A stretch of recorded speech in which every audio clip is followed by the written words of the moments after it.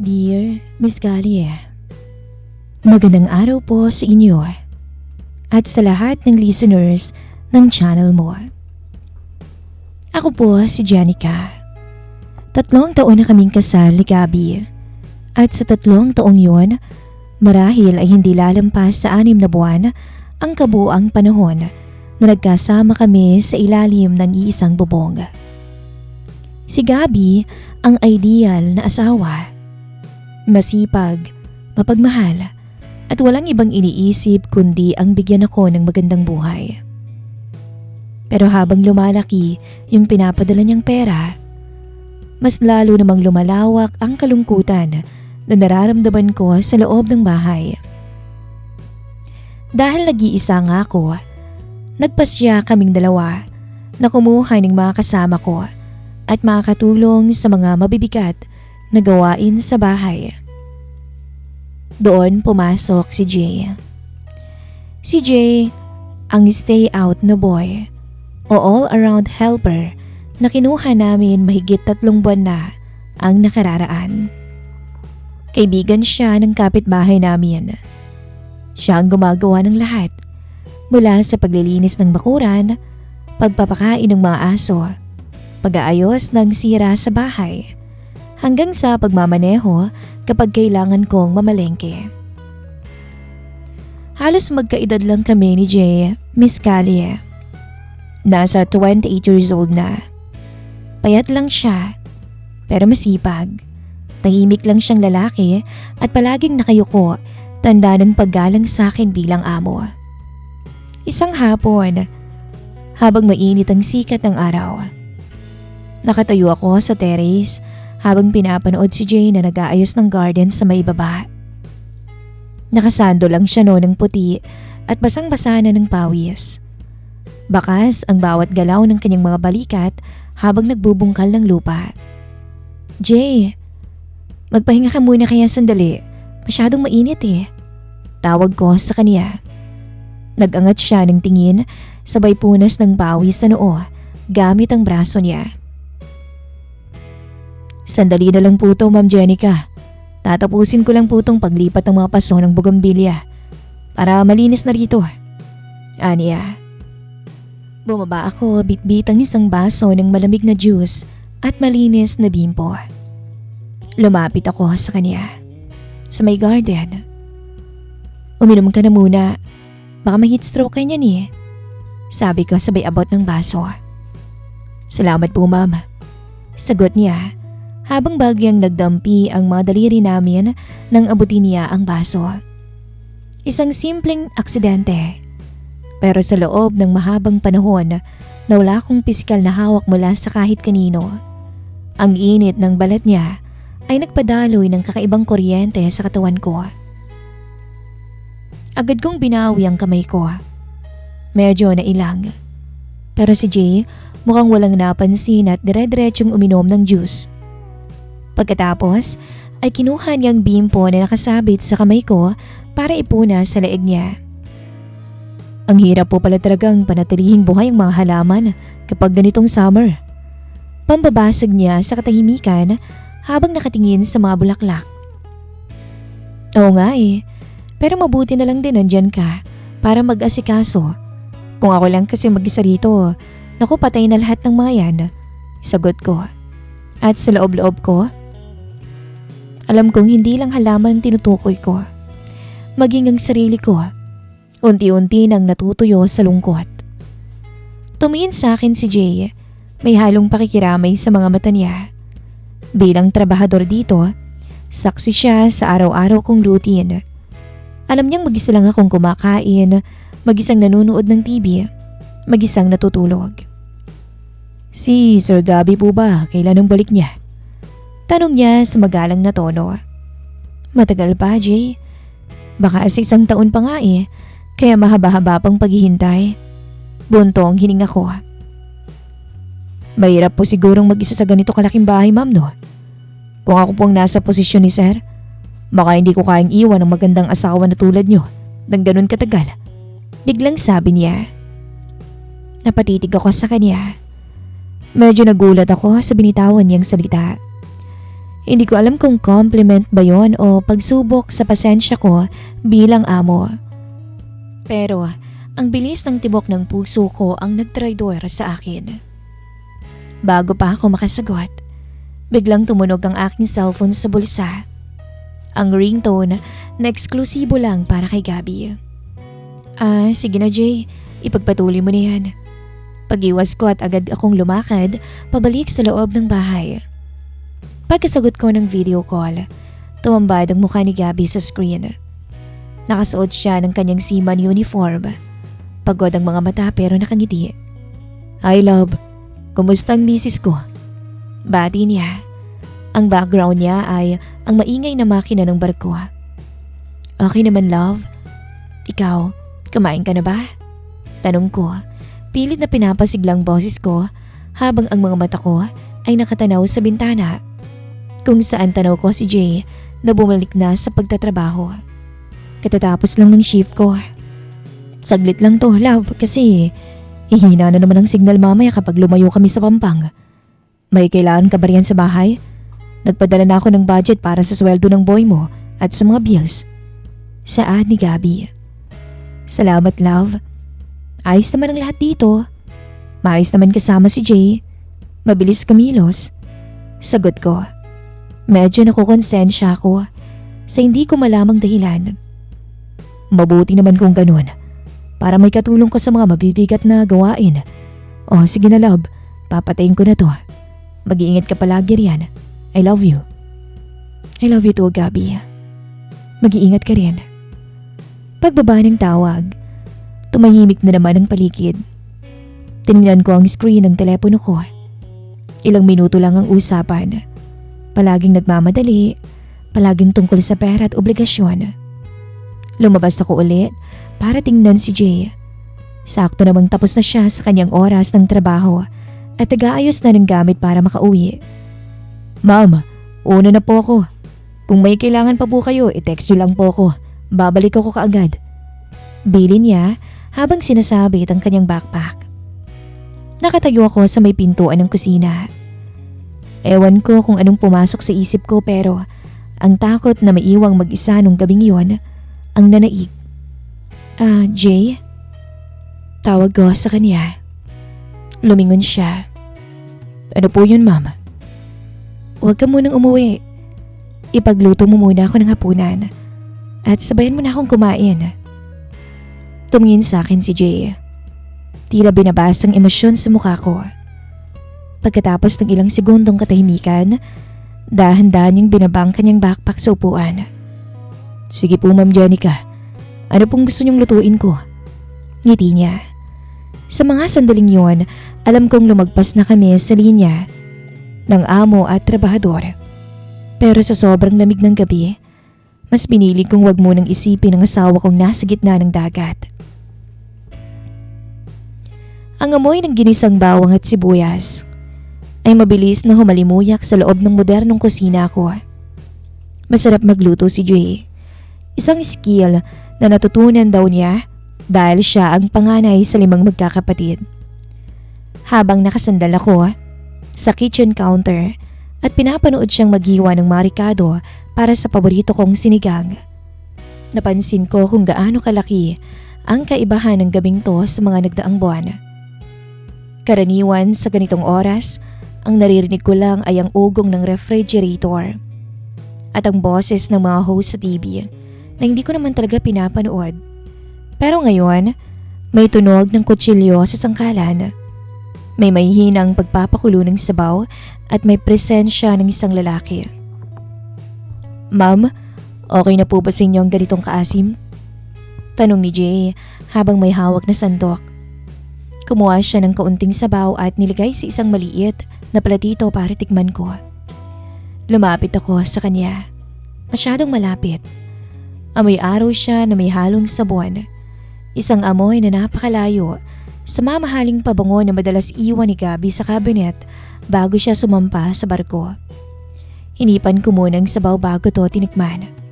Perfect! Nakangiti kong sabi. Eksakto lang ang asim. Ngumiti si Jay at sa pagkakataong to, hindi siya tumungo. Diretso siyang nakatitig sa mga mata ko. Tila may hinahanap na sagot sa isang tanong na hindi naman niya binigkas. Nang maihain ang pagkain, naupo kami sa pagkainan. Nung una, halatang naiilang si Jay. Sanay siya na kumakain sa labas sa may dirty kitchen pagkatapos kong magkapunan. Pero pinuwersa ko siyang maupo sa tapat ko. Kumain ka ng marami, Jay. Parang hindi ka naman na nasanay sa akin, oh. Biro ko upang mabawasan ang tensyon. Naiilang lang po talaga ako, Ma'am Jenica. Baka kasi mamaya, biglang dumating ang mga kamag-anak ni Sir Gabby. Mapagkamalan pa akong kung ano nyo. Seryosong sabi niya habang naglalagay ng kanin sa pinggan. Napatigil ako sa pagkain. Ang mga kamag-anak ni Gabby. Nakatira sila sa kabilang subdivision at paminsan-minsan ay pumapasyal dito para silipin kung maayos lang ba ako. Pero yung totoo, pakiramdam ko ay binabantayan lang nila ako para masigurong tapat ako sa asawa ko habang nasa abroad to. Huwag mo na nga silang isipin. Ako ang nagpapasweldo sa'yo at ako ang nag-uutos na samahan mo kong kumain. Patigas kong sabi, bagaman may kaunting kaba sa dibdib ko. Tsaka, ayoko lang talagang kumain mag-isa ngayon. Tumingin sa akin si Jay. Matagal akong tinitigan. Alam ko po, Ma'am. Kitang-kita ko naman po araw-araw. Minsan nga po naiisip ko, sayang ang ganda ninyo kung palagi kayong nag-iisa rito sa malaking bahay. Medyo nabulunan ako sa sinabi niya. Uminom agad ako ng tubig. Jay, amo mo pa rin ako. Pasensya na po, Ma'am Jenica. Nagpapakatotoo lang naman ako. Mahina niyang sagot, pero walang bahid ng pagsisisi ang boses niya. Sa halip, may kakaibang tapang na unti-unting lumalabas sa kanya. Pagkatapos ng hapunan, pinigilan ko muli siyang maghugas ng pinggan. Ano ka ba, Jay? Ako na rito. Sobra-sobra ng ginawa mo ngayong araw. Magpahinga ka na muna sa may sala habang inaayos ko to. Hindi siya nakipagtalo. Lumakad siya patungo sa sala at naupo sa may malambot na sofa. Habang naguhugas ako ng mga plato, ninanamnam ko ang bawat segundo. Pakiramdam ko, naglalaro ako sa isang mapanganib na apoy. Pero sa lamig ng buhay ko, ang init ng apoy na iyon ang tanging nagbibigay sa akin ng pakiramdam na ako ay buhay. Nang matapos ako, pinatay ko ang ilaw sa kusina at lumapit sa may sala. Nakabukas ang TV pero nakamute. Si Jay ay nakasandal, nakapikit ang mga mata. Tila nakatulog na sa pagod mula sa maghapong pagtatrabaho. Lumapit ako para gisingin sana siya. Pero natigilan ako. Pinagmasdan ko ang mukha niya. Mas bata siya kay Gabby. Mas matigas ang mga linya ng mukha dahil siguro sa hirap ng buhay. Pero may angking kakisigan si Jay na hindi ko mapagkakaila. Biglang nagmulat ng mata si Jay. Nagulat siya nung makita kung gaano ko kalapit sa kanya. Pero hindi siya lumayo. Nanatili siyang nakatitig sa akin. Ma'am Jenica. Bulong niya. Ang boses niya ay malalim at paos. Gabi na, Jay. Tugon ko halos pabulong na rin. Ang distansya sa pagitan ng aming mga mukha ay unti-unti nang naglalaho. Nararamdaman ko ang mainit niyang hininga sa aking pisngi. Gusto niyo na po ba akong umuwi? Tanong niya. At hinawakan ng pisngi ko. Napapikit ako. Hindi ito hawak ng isang asawang nagmamadali dahil may ship pa sa barko. Ito ay hawak ng isang lalaking narito, naghahangad at handang ibigay ang atensyong kailangan ko ngayon.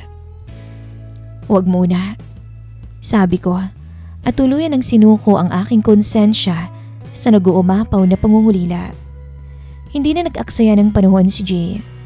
Mabilis ngunit banayad na hinawakan niya ang aking muka at hinalikan ang aking labi.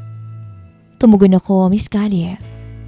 Nawala ang lahat ng takot, lahat ng pag-aalangan at lahat ng alaala ng aking asawa. Sa mga sandaling iyon, ang tanging totoo lang sa mundo ay ako at ang boy na nagtatrabaho sa akin. Kinaumagahan, nagising ako dahil sa sikat ng araw na tumatama sa aking muka. Paglingon ko sa aking tabi, wala na si Jay. Malinis ang kama at may natitira na lang na bahagyang amoy ng kanyang balat sa unan. Bumangon ako na may halong takot at panghihinayang. Nagmamadali akong bumaba sa sala. Nag-aalala kung iniwan ba niya akong bigla pagkatapos ng nangyari. Ngunit nang tingnan ko ang bintana patungo sa garden, nakita ko si Jay. Nakasuot na siya ng kanyang pangtrabahong damit, hawak ang watering can at tahimik na dinidiligan ang mga buganbilya na inayos niya kahapon. Mukha siyang normal. Ang ordinaryong boy na binabayaran para mag-ayos ng bahay. Nang marinig niyang pagbukas ng pinto ng terrace, lumingon siya. Nagtagpo ang aming mga mata. Walang ngiti, walang pilyong tingin, kundi isang seryoso at magalang na tango. Magandang umaga po, Ma'am Jenica. Nakapagluto na po ako ng agahan niyo sa kusina, sabi niya. Binalik ang formal na tono ng isang trabahador. Para akong nabuhusan ng malamig na tubig. Ang lalaking umangkin sa akin kagabi ay muling nagsuot ng maskara ng pagiging katulong.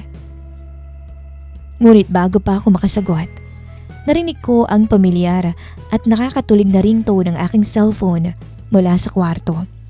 Si Gabby, tumatawag muli. Napatayo ako sa gitna ng pinto. Nakatingin kay Jay na patuloy sa pagdidilig ng mga halaman habang ang telepono ko ay walang tigil sa pagring sa itaas. Nagbabadya ng bagong unos sa aking buhay.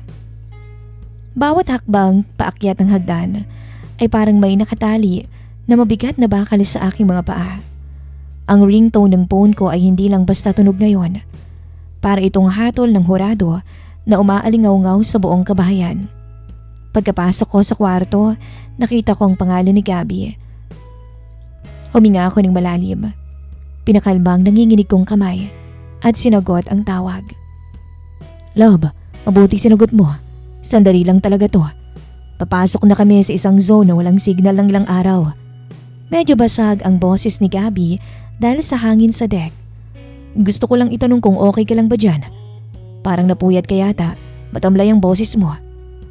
Gusto kong maiyak.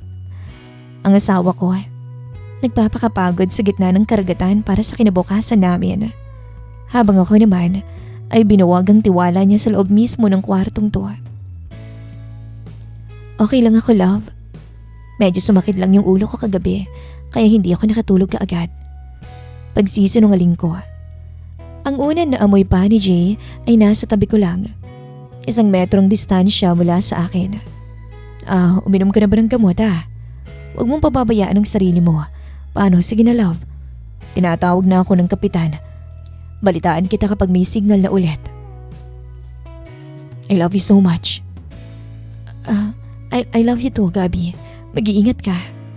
Halos na utal kong sabi bago tuluyang naputol ang linya. Nung mamatay ang tawag, doon na bumuhos ang mga luha ko. Napaupo ako sa gilid ng kama at nagdakip ng mukha.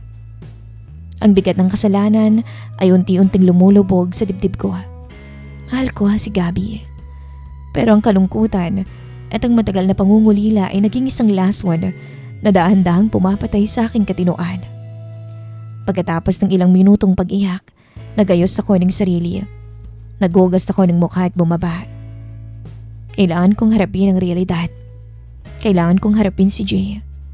Pagbaba ko ng kusina, nakita ko ang inihanda niyang agahan sa mesa. Sinangag, pritong itlog, at mainit na kape. Simple lang pero sapat para ipaalala sa akin ang nangyari kagabi. Lumabas ako sa terrace at tinawag siya. Jay, mag-usap tayo.